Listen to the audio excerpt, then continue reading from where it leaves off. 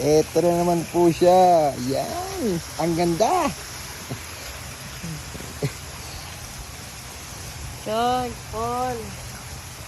Maganda to kasi alay din. Layo mo sila. Hindi, mas malapit lang siya.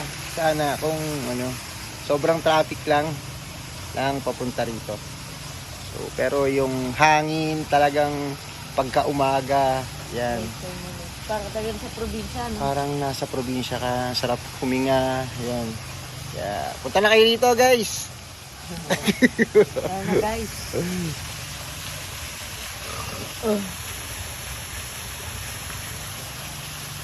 Binuksan na ang dibdib ni Mama.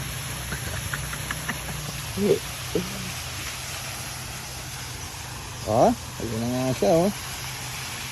Ang ganda ng tubig mo kasi ano lang ang kulay mo, hindi walang kulay yung pader-pader